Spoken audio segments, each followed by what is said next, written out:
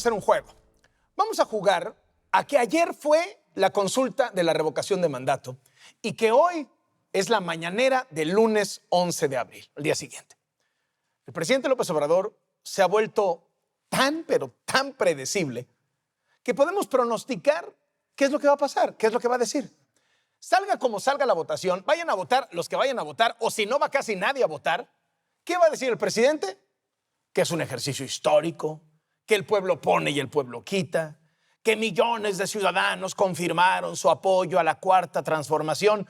Ya sabe, una fiesta del pueblo que por supuesto va a quedar para la posteridad en un documental que se puede llamar Dos veces Andrés, que realizará el propagandista estrella de López Obrador, Epigmenio Ibarra, quien por cierto va a aclarar que no cobrará un solo centavo por ese documental, pues porque ya recibió 150 millones. ¿Para qué quiere más?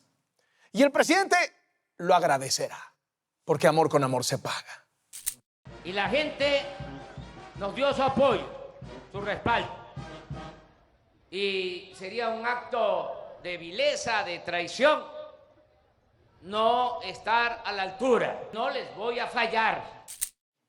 El problema para el presidente y los suyos va a saltar cuando empecemos a ver los números de la revocación. Porque la inmensa mayoría de la gente no está interesada en ir a la consulta. Casi toda la oposición ha dicho que lo mejor es no hacerle caso al presidente, hacerle el vacío, hacerle vacía su consulta. Además, la consulta va a ser en plenas vacaciones. Entonces, si la consulta la quiso el presidente, las firmas las juntó el presidente, el único que la quiere es el presidente, y los que van a votar son los del presidente, pues va a ganar el presidente. ¿Y qué va a pasar en la mañanera del día siguiente? Histórico. México ratifica a López Obrador. 7, 8 de cada 10 ciudadanos respaldan al presidente. El 70%, el 80%, el 90% lo apoya. Ya sabe, como en las votaciones de las dictaduras, ¿no? Porque si esta consulta fuera seria, y resulta que la perdiera López Obrador, pues también ya sabríamos cuál sería su discurso de la mañana siguiente. No pueden justificar el fraude electoral. Nos robaron la elección presidencial. No puedo aceptar ningún resultado hasta no tener la plena certeza de que se respetó el voto de los ciudadanos. La elección estuvo plagada de irregularidades. La gente fue víctima de un manejo informativo perverso. Bueno, pero eso no va a pasar porque el presidente va a ganar su consulta. El problema para el presidente en realidad es que nadie pela su consulta. Solo van a votar los suyos. Y sí, va a ganar. Pero el verdadero desafío para López Obrador va a ser explicar lo siguiente. ¿Por qué con 95 millones de mexicanos registrados ante el INE que pueden votar, solo 10 millones votaron en la consulta de revocación? Póngale 12 millones. A ver si no son 8, ¿no? Pero póngale 12 millones que voten en la consulta. Los que pueda movilizar Morena. Esos 12 millones en realidad son una participación bajísima, un pedacito así del país, con el que por supuesto no se llega al 40% del padrón, que es lo que se necesita para que la consulta sea legal. Y si no llega al 40% y la consulta no es legal, pues entonces va a ser un fracaso. Obviamente el presidente va a minimizar este dato. Fue muy importante que aún con todos los obstáculos se dio un paso adelante. Y como la inmensa mayoría de los ciudadanos le va a hacer el vacío al presidente, a la mañana siguiente vendrá la acusación de siempre, que sus adversarios boicotearon la consulta democrática. O sea, no es que la gente esté harta del bla, bla, bla del López Obrador y que prefiere que el presidente se dedique a gobernar, no. Es que todo mundo hizo un complot contra él. Y se unieron todos, políticos, corruptos, la mayoría de los medios de información, los sectores más retrógradas. Aderezado desde luego con el eterno discurso de ricos contra pobres en el que el presidente es la víctima.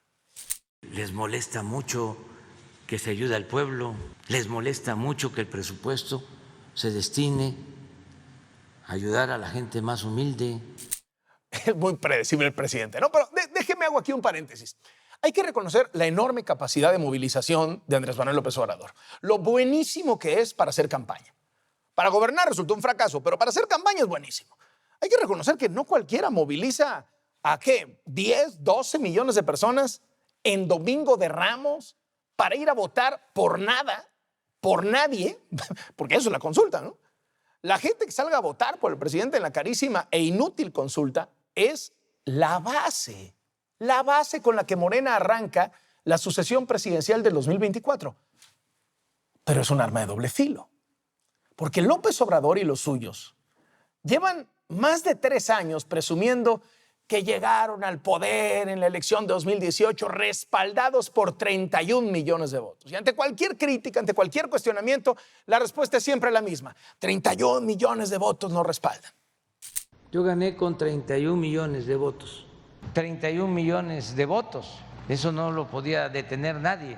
¿Qué partido tenía en el 2018 31 millones de militantes? 31 millones de votos a favor del cambio. No se ve cómo vayan a juntar 31 millones de votos para ratificar a López Obrador en la consulta. ¿Qué tal que se quedan en 7 millones?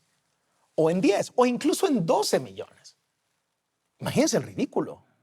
En la elección presidencial de 2018, el panista Ricardo Anaya tuvo 12 millones de votos. Y el priista José Antonio Meade tuvo 9 millones de votos. O sea, imagínense que López Obrador tenga los votos de Anaya o los votos de Meade. Sería un desplome estrepitoso. Obviamente, él no va a asumir la culpa. Y entonces, a la mañana siguiente, es obvio, le va a endosar el fracaso al INE. Va a aprovechar para desgastar al INE, para atacar al INE, porque lo que busca en realidad es deshacerse de las autoridades electorales y que él sea el que organice las elecciones, el gobierno organice las elecciones. ¿Qué va a pasar a la mañana siguiente de la consulta? El presidente es un perdedor muy predecible. Declaración de guerra al INE y sus consejeros. Que si son la mafia del poder, que si los pusieron los partidos, que si arreglos en lo oscurito, que no son demócratas, que porque están contra él, que porque no hubo suficientes casillas instaladas para que la gente saliera a votar masivamente, que porque no promovieron la consulta, también contra el Tribunal Electoral. Está muy mal, tanto el INE como el Tribunal Electoral. Voy a proponer que sea el pueblo el que elija a los consejeros electorales y a los magistrados. No son demócratas, no respetan la voluntad del pueblo, se han prestado a los fraudes electorales o se han hecho de la vista gorda. Pero parece que les incomodaba la consulta, que no les gustó, y en vez de promoverla y de invitar a la gente a que participara, hicieron todo lo opuesto. ¿A poco no es como la mañanera del día siguiente? ¿Se ha preguntado por qué un presidente que fue electo para gobernar 6 años y se la pasa recortando programas sociales dizque para ahorrar, súbitamente decide gastar más de 1,600 millones de pesos en una consulta que nadie pidió? No tendría caso, ¿no? Bueno, para él, claro que tiene caso. Primero, porque necesita oxígeno. No tiene resultados que presumir. A ver, inseguridad récord, carestía, corrupción. Y encima sigue atrapado sin poder explicar los lujos de la casa gris de su hijo en Houston. Necesita hacer como que apenas fueron las elecciones y que apenas está iniciando el sexenio y que tiene tanque lleno de oxígeno político. Y segundo, porque está comprándose un arma de extorsión política. Una herramienta para presionar a quien gane la presidencia después de él, sobre todo si es de oposición. Para el futuro, si un presidente se cree omnímodo, todopoderoso, pues se puede recurrir al método de la revocación del mandato. Ahí está el truco. Olvídese del juego que hemos estado haciendo de qué va a decir López Obrador en la mañanera al día siguiente de la revocación. No. Le puedo pronosticar qué va a decir López Obrador en el 2026 si hay un presidente de oposición. Desde su rancho anuncia que ha decidido salir de su retiro para juntar las firmas para la revocación de mandato del presidente en turno por considerar que en los 2 años que lleva en el cargo no ha podido resolver los principales problemas del país. Es un arma de extorsión política. ¿Y de dónde cree que sacó López Obrador la idea para esta extorsión política? Del referéndum revocatorio. Del referéndum revocatorio al mandato popular. La revocación del mandato. Siempre me ha parecido que el pueblo debe juzgar a sus gobernantes. Que el pueblo boliviano también tenga derecho a revocar si estas autoridades electas por el pueblo boliviano no sirven. ¿Por qué no se le pregunta al pueblo? ¿Quieres que continúe el presidente o que se vaya? Como diría el propio presidente, te conozco, bacalao, aunque vengas disfrazado. Digo, hasta en eso es predecible. Soy Carlos Loret de Mola. Esto es Latinos.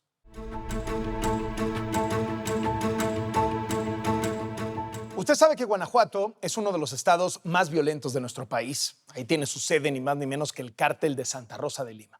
Bueno, pues el gobierno de Guanajuato, que es de extracción panista, anunció que iba a construir una gran academia de policías y además la iba a construir en Santa Rosa de Lima. Se gastó más de 100 millones de pesos. ¿Y sabe qué hay? Una barda. El anuncio tiene casi 3 años. Este es un reportaje de Isabela González.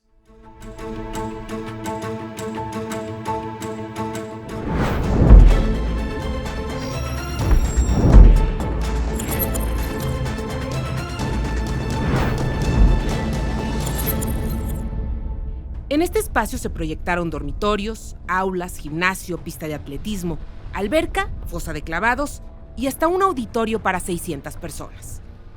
Era la escuela de policía que el gobierno de Guanajuato prometió levantar hace 3 años justo en el corazón del llamado Triángulo del Huachicol, un proyecto en 50 hectáreas que sería ejemplo de la lucha contra el crimen organizado y que buscaba acercar a los jóvenes a las filas de la policía.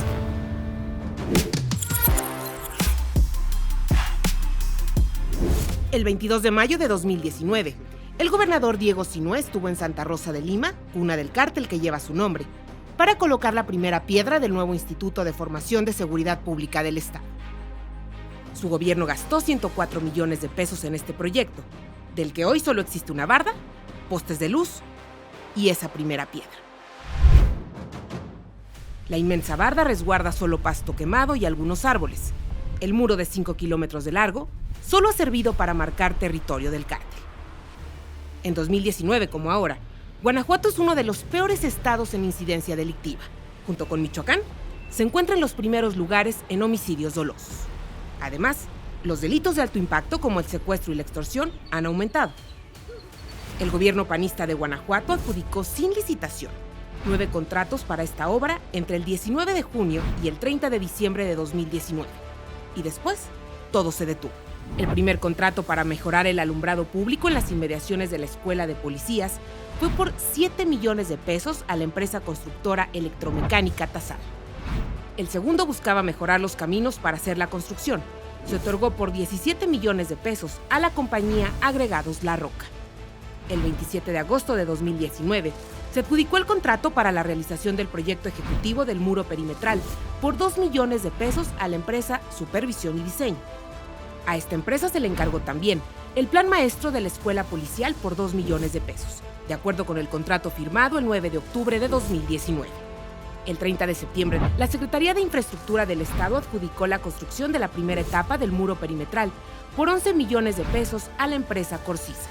3 meses después, el gobierno estatal adjudicó directamente el resto de los contratos para la construcción de la segunda, tercera, cuarta, quinta y sexta etapas de la barda perimetral por 62 millones de pesos. Las compañías beneficiadas fueron Viguetas y Productos de Concreto, constructora e inmobiliaria JRC y, de nuevo, la empresa Corsiza. Todos los contratos fueron firmados por el titular de la Secretaría de Infraestructura, Tarciso Rodríguez Martínez, que en 2011 y en 2012 fue secretario particular de Felipe Calderón cuando era presidente de la República. En la ceremonia de la primera piedra, a la que asistieron Alfonso Durazo, entonces secretario de Seguridad Pública Federal, Luis Crescencio Sandoval, secretario de Defensa Nacional, y Rafael Ojeda, secretario de Marina, el gobernador de Guanajuato aseguró que la obra sería ejemplo de cómo su gobierno lucha contra el crimen. Va a ser el parteaguas como un símbolo de que Guanajuato y el Estado de Derecho, junto con la Federación, no va a permitir que ningún grupo delincuencial le arrebate el territorio a los guanajuatenses.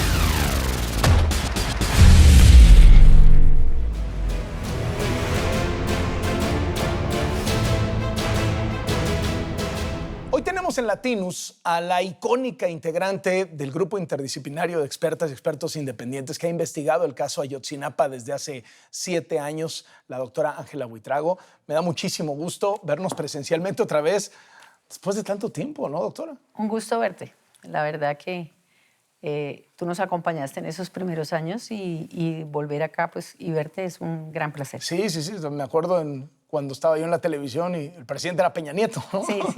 ¿Han cambiado las cosas? Para el GIEI sí han abierto muchos espacios. Regresamos a partir del 2020 y se ha por lo menos notado la voluntad de entregar la información que requiere realmente el GIEI. Es decir, sí ha sido mejor el gobierno de López Obrador ahora que lo que fue cuando hacíamos esas entrevistas, que ustedes prácticamente a codazos se abrían pasos frente al régimen de Peña Nieto. Realmente ha sido coherente y sincero en tratar de buscar la realidad de este caso. Si tuviéramos una carrera del 0 al 100, en donde el 100 es ya llegamos al final, ¿dónde estábamos al final del sexenio de Peña Nieto? ¿Y dónde estamos ahora? ¿En qué kilómetro de esta carrera de 100 kilómetros? ¿Sobre el caso o sobre el apoyo? Sobre saber la verdad. Pues yo creo que hicimos una devolución, y digo un retroceso, producto de toda la actividad que se realizó dentro de la investigación. Estoy hablando de las torturas, de las falsificaciones, de las simulaciones.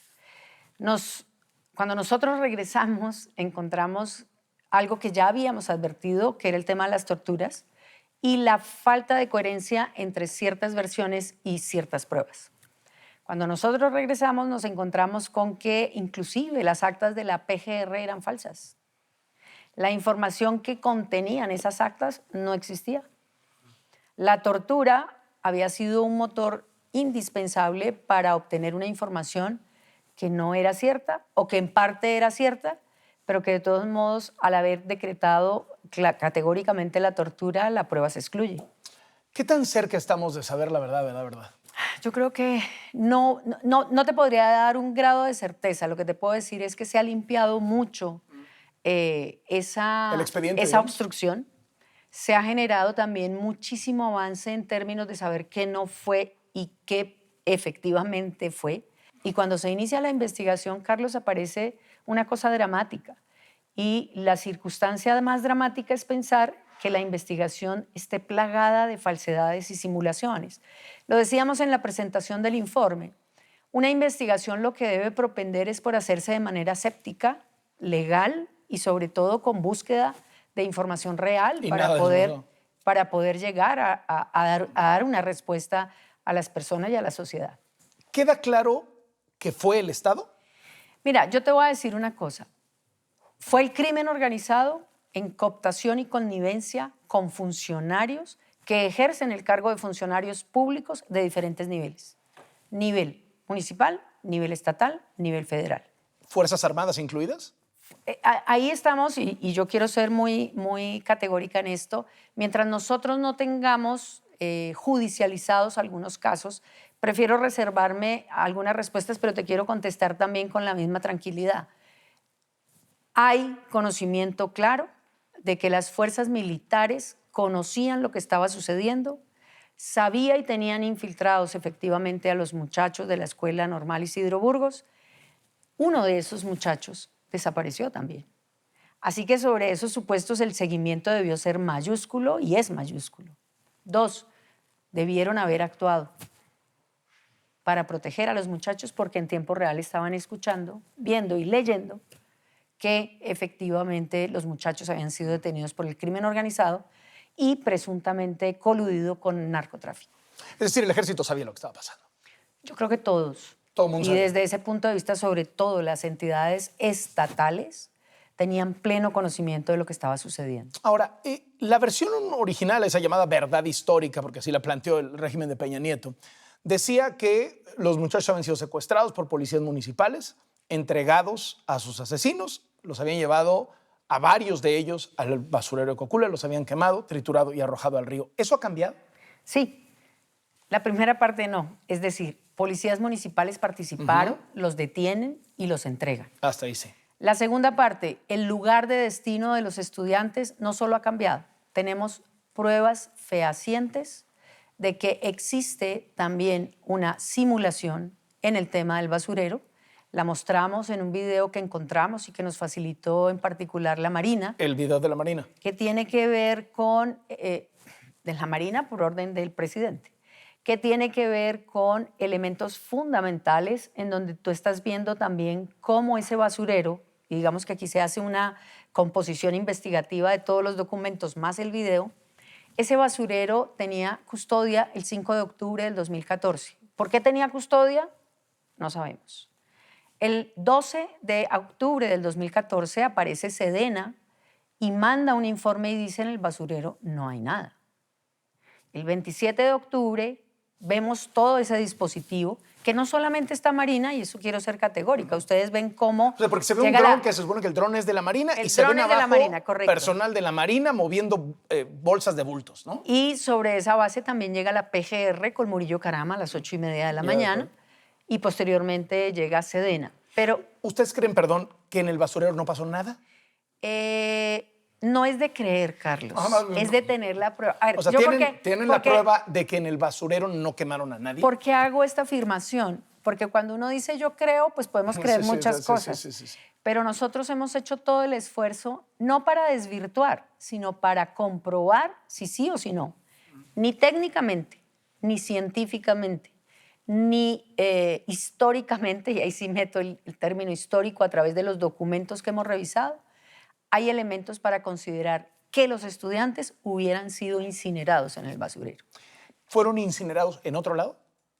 Parece más categórica una declaración que existe y hemos podido comprobar a través del hallazgo que se ha encontrado de restos óseos, lamentablemente en la barranca de la carnicería de Cristian Telumbre y de Yoshivani de la Cruz. Es diversa la historia si tú dices que los muchachos fueron incinerados en el basurero, o dos, si fueron llevados a la barranca de la carnicería, porque inclusive los perpetradores, la forma como fueron lamentablemente asesinados estos muchachos que ya hemos reconocido por ADN, la forma de dónde los incineraron, dónde.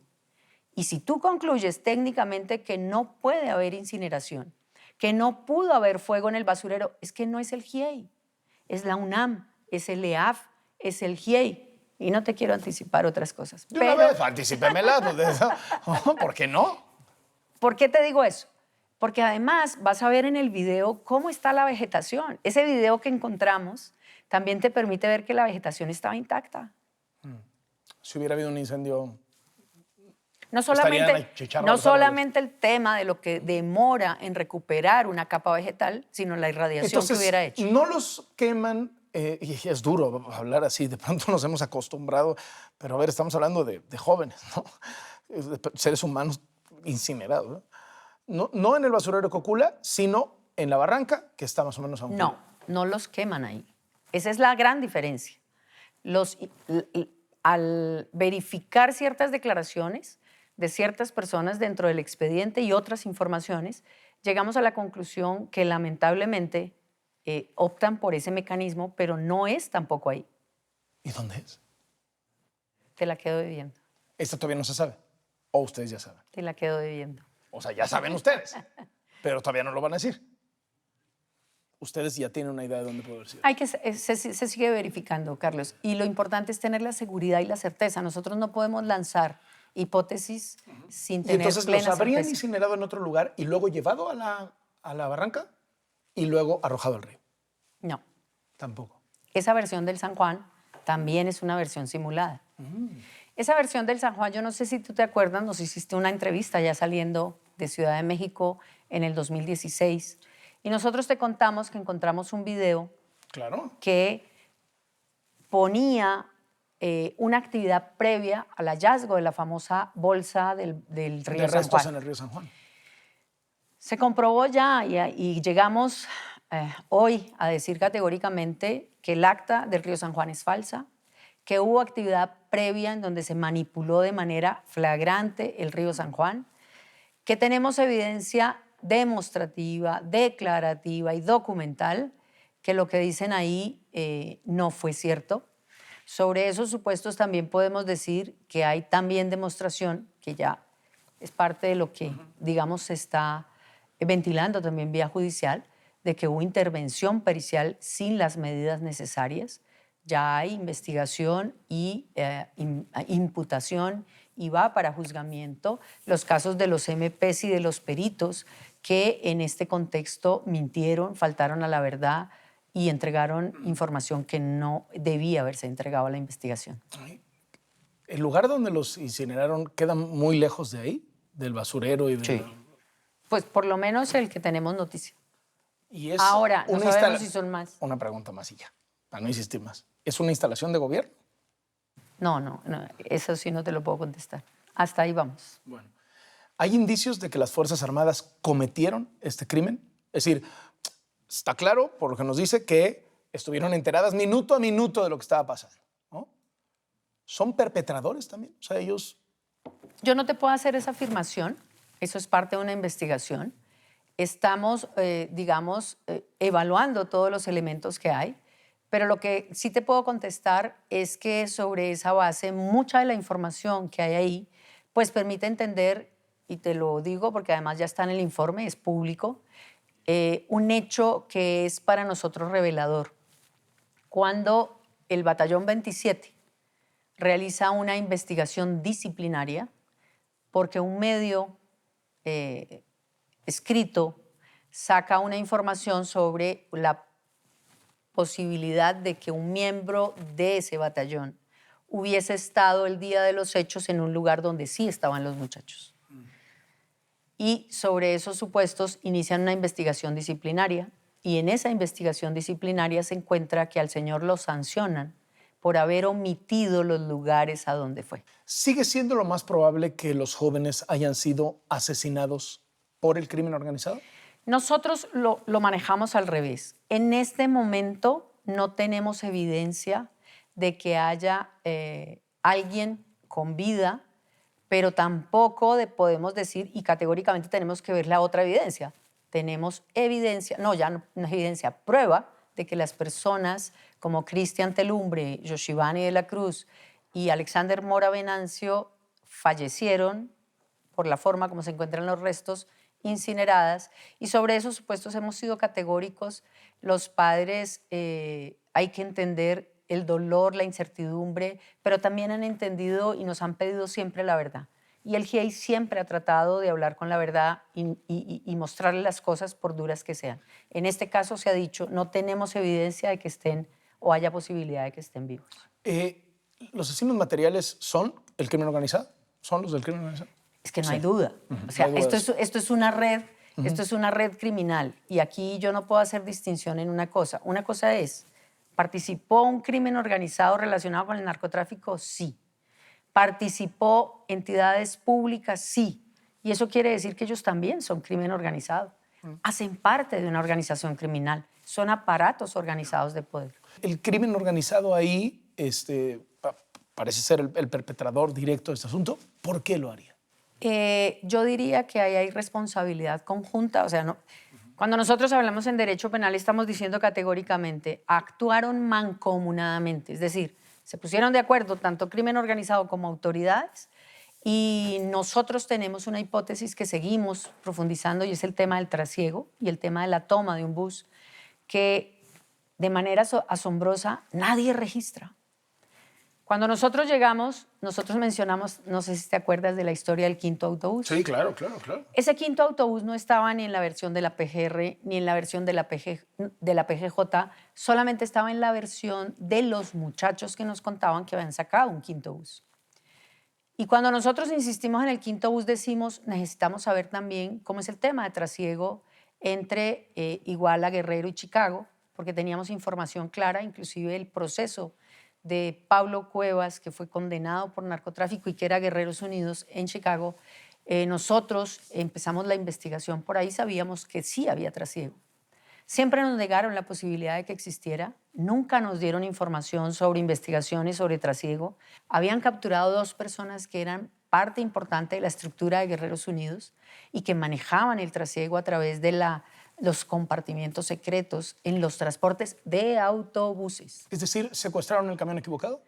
Nosotros, esa es una hipótesis y lo mantenemos todavía como hipótesis, pero además nos ha hecho pensar muchísimo todo lo que ha sucedido con este camión. La inexistencia, y todos los buses que participaron el 26... Los jóvenes no sabían que había en ese camión un cargamento. No, además O sea, acuérdate... porque luego se habló mucho de que sí, algunos de los jóvenes estaban metidos en el tráfico de Pero drogas. acuérdate que inclusive ellos llegan de manera coincidencial e igual, porque no pueden tomar buses en Chilpancingo. Se ha hablado mucho recientemente en los últimos días de la participación de la Marina, que había estado como muy puesta de lado, ¿no? Y está muy concentrado el tema de la policía, en el ejército, etc.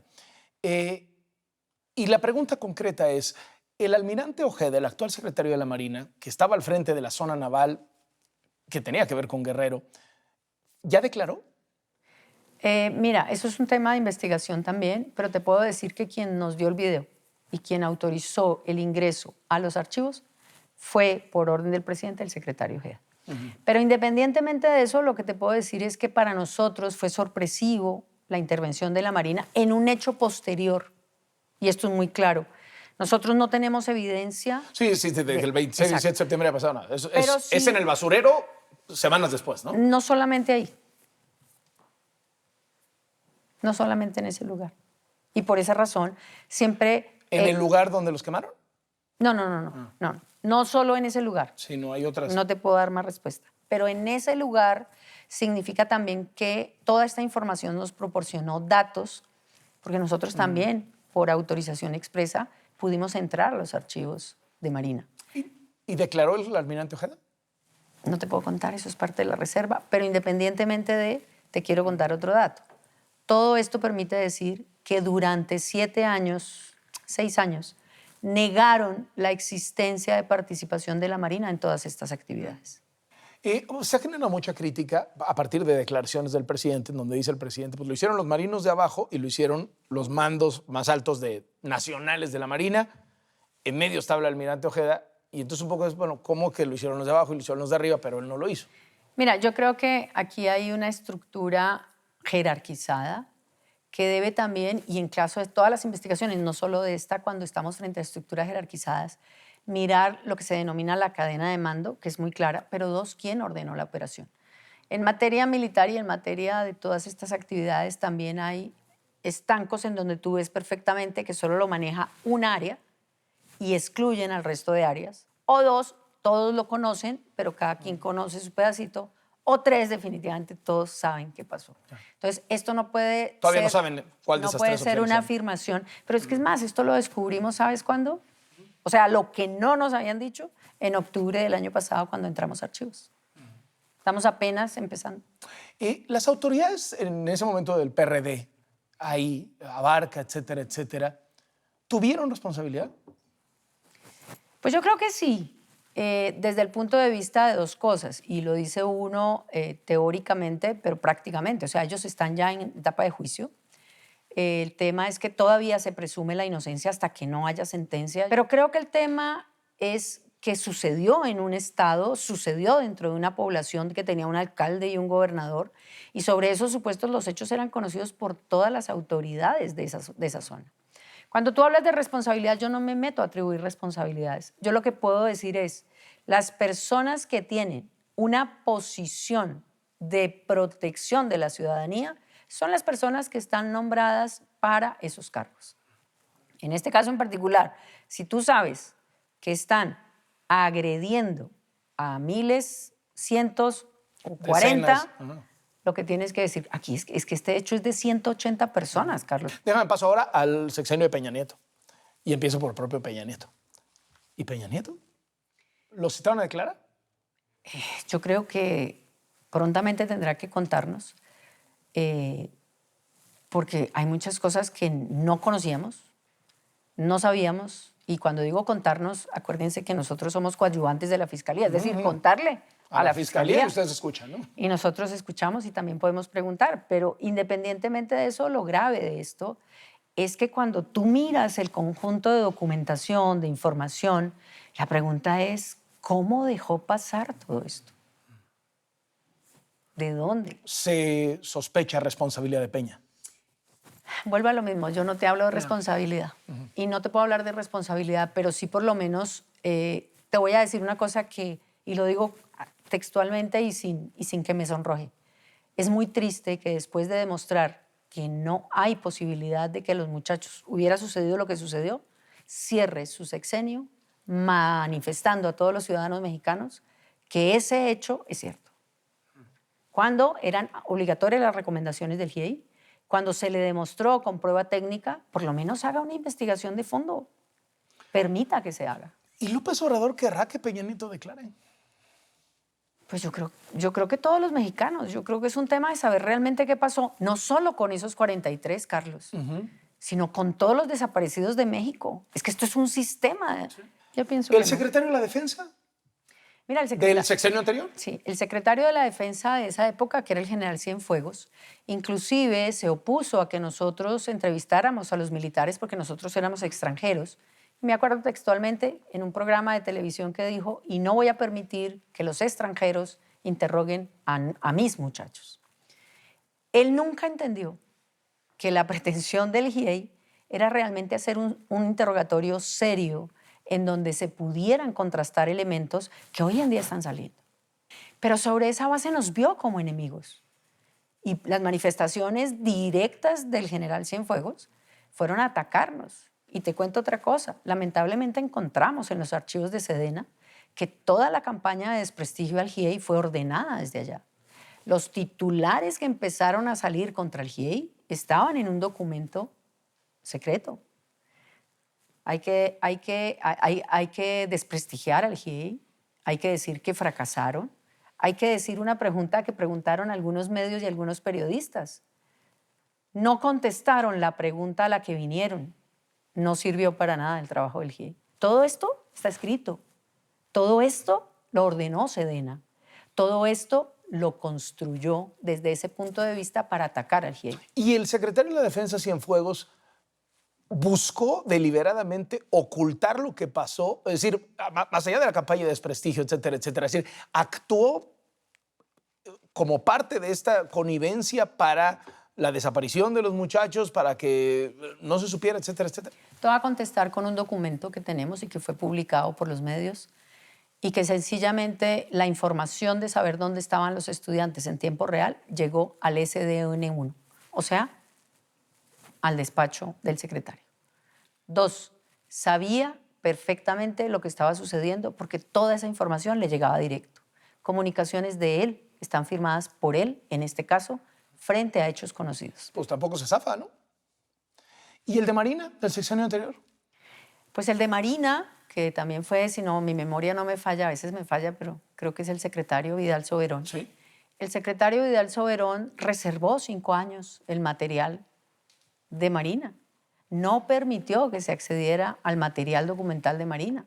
Por esa razón, los videos y todos estos documentos fueron reservados por ese secretario.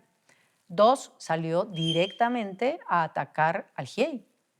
Consideró que nosotros estábamos usurpando también la soberanía y éramos unos intrusos. Sobre esos supuestos te lo pongo así de claro. Todo eso significa que cuando tú ves que efectivamente tenían conocimiento, participaron, hicieron operativos y todo lo ocultaron porque no hubo información a este respecto. Pero además reservan la información, se niegan a dar. Es que aquí esto no es un favor, Carlos. La información pública o de funcionarios públicos que tiene que ver con delitos de graves violaciones a derechos humanos tiene que ser exhibida. ¿Van a citarlos a declarar? Pues Peña, Cienfuegos, Soberón. Yo creo que todos ellos, de todos modos, en algún momento dado, tendrán que por lo menos dar explicaciones sobre esa documentación. ¿Y Cerón, que se fue a Israel? Pues tú sabes que él tiene de todos modos una acción judicial iniciada por la unidad especial. ¿No lo ha ido a ver nadie del gobierno mexicano o algo así? No sé, no te sé decir. ¿Ustedes han tenido No, nosotros nada más ninguna tenemos comunicación con él? Ninguna. ¿Qué sigue? Sigue seguir insistiendo en que faltan documentos, sigue seguir insistiendo en que hay información. Hay documentos que ya no aparecen, dicen, dentro de las instalaciones y que no hay más documentos. Sin embargo, pues por la característica de los documentos es muy difícil que los documentos desaparezcan. Puede haber muchas razones por las cuales en este momento... No parecería, ¿no? O sea, parecería que si alguien quiere, o sea, los quema y se acabó, ¿no? Pero sobre esos supuestos también nos enteramos que hay documentos que fueron destruidos. Sí. Entonces... Pero hasta ahora, cooperación total del ejército. Hasta ahora cooperación, a ver, orden abierta, directa y insistida del presidente de la República. Abrieron finalmente, son estructuras muy fuertes, Carlos, muy fuertes en ese sentido. Y algunos sí quieren, otros todavía del sistema y de la estructura anterior no quieren. ¿Llegaremos al fin del sexenio sabiendo exactamente qué pasó? Pues mira, yo te digo, yo aspiro que se pueda saber todo, absolutamente todo que pasó, pero sobre todo que se dé con el paradero de los estudiantes. Pero va a haber sorpresas, ¿no? Pues mira, yo lo que te puedo decir es que hay mucha información y sobre esa base nosotros también hemos sido muy cautos y muy prudentes porque la unidad especializada de la Fiscalía está haciendo un trabajo muy bueno. Nosotros no podemos tocar temas que puedan dañar esa investigación. Así que te digo, hay mucha información, muchísima información, y nosotros hemos tomado la decisión de reservar alguna de esa en el informe, pero sí, está, ya está. Muchísimas gracias, doctora, No, por estar Carlos. con nosotros en Latinos. Un gustazo. Un gusto volverte a ver. Igualmente, Ángela Buitrago, una de las icónicas investigadoras del grupo de expertas y expertos independientes que han estado investigando el caso Ayotzinapa.